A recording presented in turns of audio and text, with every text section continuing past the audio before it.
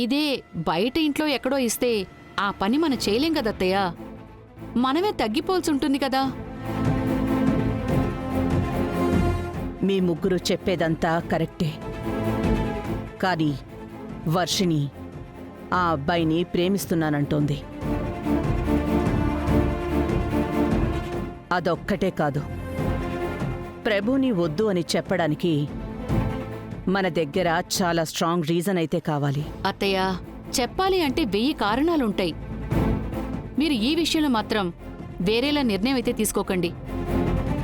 నేనేదో చెప్పాలని వచ్చాను.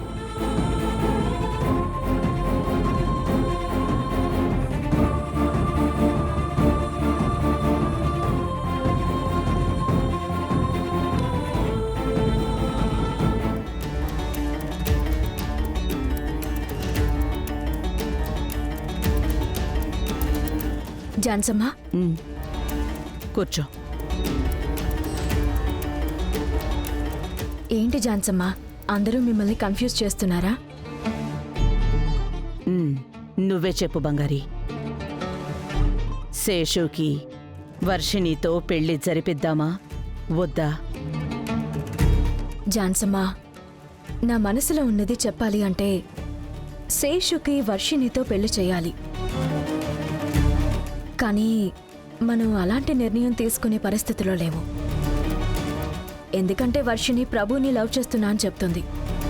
అలా ఇష్టం లేకుండా ఒక అమ్మాయిని మనం బలవంతం చేసి శేషుతో పెళ్లి చేస్తే వాళ్ళ జీవితం ఎలా బాగుంటుంది జాన్సమ్మా?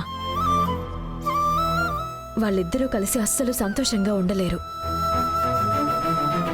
అది ఎప్పటికైనా సరే ప్రాబ్లమే జాన్సమ్మా. శేషుకి పెళ్లి ఇష్టం కావచ్చు, కానీ అంతే ఇష్టం మన వర్షినికి కూడా ఉండాలి కదా. లేదంటే ఇద్దరి జీవితంలో పెద్ద తప్పైపోతుంది. జాన్సమ్మా, ప్రభు గురించి ఇప్పుడు ఒకంతవరకే తెలుసు. మనం అమ్మాయి ఇచ్చేంతలాగా మనకి తెలియాలంటే మనం కొంచెం ఎంక్వైరీ చేయాలి జాన్సమ్మా. కరెక్టే బంగారి. శేషు పరిస్థితే తను ఇంత నమ్మకంగా వచ్చి నన్ను ఒక విషయం అడగడం నేను చూసిందే లేదు. శేషు మనసులో ఎంత ప్రేమ ఉండుంటే నా దగ్గరికే వచ్చి అంత ధైర్యంగా మాట్లాడతాడు.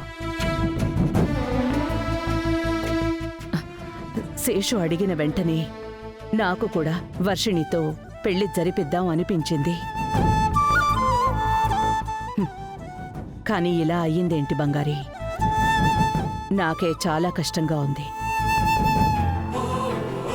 వదిలేయండి జాన్సమ్మా, అంతా మనం ఆశపడినట్టు జరుగుతుందా? శేషు వర్షిని ఇద్దరు కూడా మన ఇంటి పిల్లలు. ఇద్దరూ చల్లగా ఉండాలి. ఇప్పటికీ వర్షిని విషయం మనం చూద్దాం. శేషుకి మనం తీరిగ్గా నచ్చజెప్పచ్చు.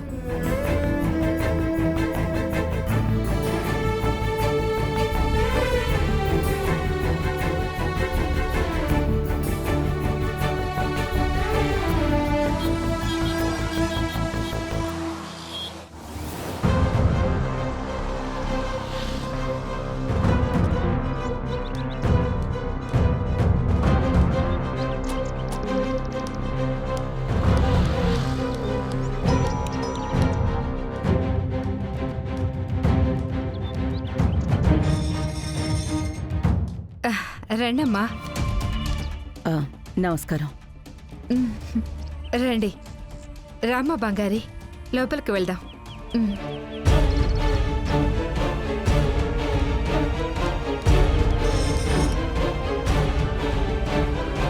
కూర్చోండి, కూర్చోండమ్మా.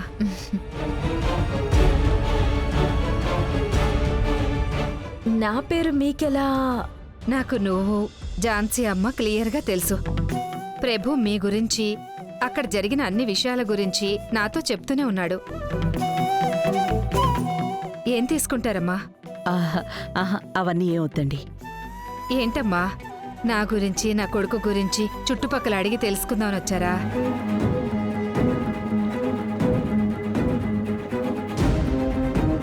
అందులో తప్పేమీ లేదమ్మా. అమ్మాయిని ఇస్తున్న మీరు అబ్బాయి ఎలాంటివాడు, వాళ్ళ కుటుంబం ఎలాంటిదని ఒకటికి 10 సార్లు ఆలోచించి నిర్ణయం తీసుకోవాలి. చూసుకోకుండా ఇచ్చేస్తే నా జీవితంలా అవుతుంది. ఏంటమ్మా మీరనేది? అవునమ్మా, మా ఇంట్లో చేసుకోమని చెప్పారు కదా అని కళ్ళు మూసుకుని తనం చేసుకున్నాను. కానీ పెళ్లి చేసుకున్న తర్వాతే తెలిసింది ఆయనకి తాగుడు అలవాటు ఉందని. ప్రతిరోజు తాగేసొచ్చి టార్చర్ పెట్టేవాడు, కొట్టేవాడు. ప్రభు పుట్టిన తర్వాతైనా మారతారేమోనని చూసా. హా, అప్పుడు మారలేదు. ఒక స్థాయి తర్వాత ఆయనతో నేను పోరాడలేకపోయాను. తాగుడు, ఆడవాళ్ళు అని ఆయన ప్రవర్తన హద్దులన్నింటినీ దాటేసింది. అది చూసి పెరుగుతున్న నా బిడ్డ పాడైపోతుందేమోనని నేను ప్రభుని 7 ఏళ్ల వయసున్నప్పుడే ఆయన నుంచి దూరంగా తీసుకొచ్చాను.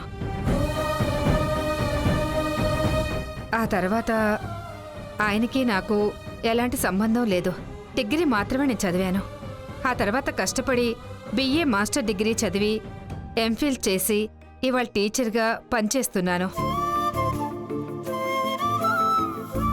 ఒక్క విషయం మాత్రం నేను జీవితంలో బలంగా నమ్ముతాను. ఎంత కష్టపడినా చేతిలో చదువు అంటూ ఒకటి ఉండాలి. అదే మనల్ని కాపాడుతుంది.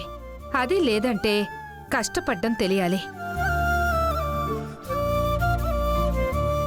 నమ్మకంతో పోరాడి గెలవాలి. అది అంటే ఏ అమ్మాయి అయినా జీవితంలో గెలుస్తుందమ్మా. చాలా వివరంగా మాట్లాడుతున్నారు. అవునమ్మా, ఇందులో దాచిపెట్టడానికి ఏముంది? స్థాయిలో చూస్తే మేము మీకంటే చాలా తక్కువ వాళ్ళం. కానీ నా కొడుకుని నిజాయితీగా ఏ చెడలవాటు లేకుండా సంస్కారంగా పెంచానమ్మా. బాగా ఆలోచించే మీరు నిర్ణయం తీసుకోండమ్మా.